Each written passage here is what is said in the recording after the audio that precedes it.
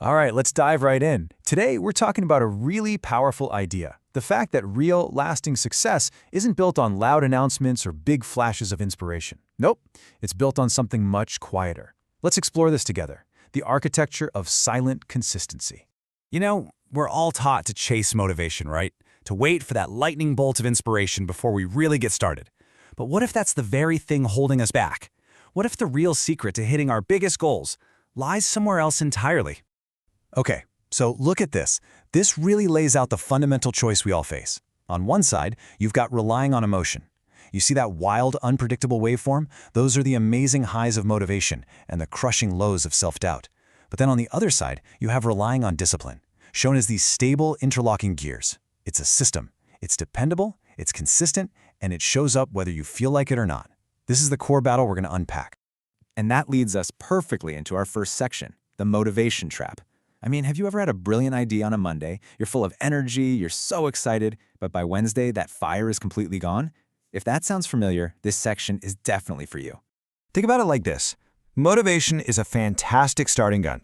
It gives you that initial bang, that surge of energy to get off the blocks. But it is a terrible engine to power a long journey. It burns out, it sputters, and it can leave you stranded. You just can't rely on it to get you to the finish line. And this quote, it just gets right to the heart of it. Real progress, the stuff that actually lasts, isn't made in those few glorious moments of high motivation. It's forged in the quiet, unglamorous, day in and day out act of repetition. It's about doing the work when nobody's watching, and maybe, most importantly, when you don't even feel like it. So this brings us to a really crucial contrast. In this next part, we're diving into the difference between what we're calling loud action and quiet work. Or, to put it another way, the difference between performing and actually progressing. This slide really gets to the core of why we do things. Is it for public accountability? Posting your goals online, telling everyone what you're about to do, basically looking for that external validation to keep you going? Or is it for private discipline, that internal commitment you make to yourself, driven by your own standards and your own vision? And this table just breaks it down perfectly. Take a look at the fuel row.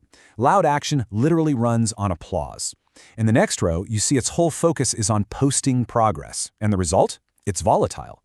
Quiet work, on the other hand, is fueled by the process itself. The work is the progress. I think of someone like Stephen King. He doesn't wait for inspiration.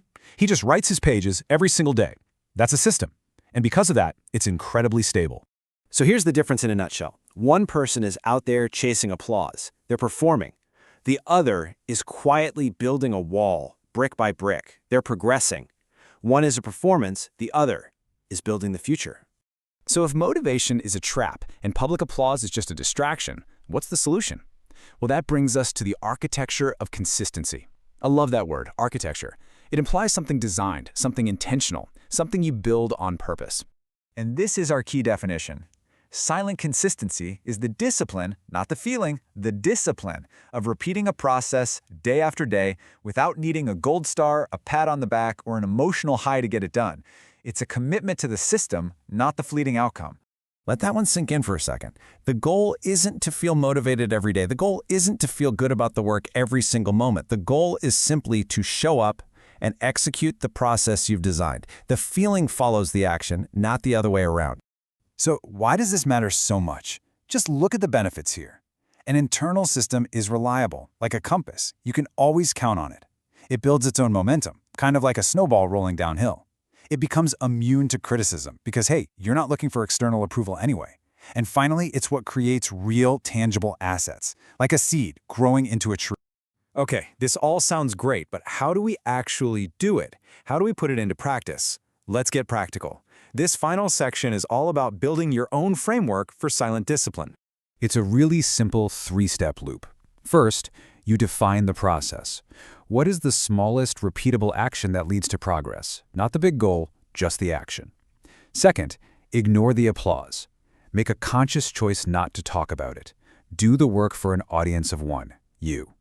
And third, trust the repetition.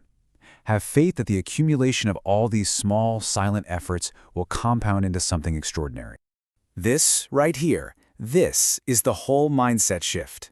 You have to find satisfaction in the act of doing, not just in the eventual result. The proof that you're on the right track isn't some trophy or a compliment.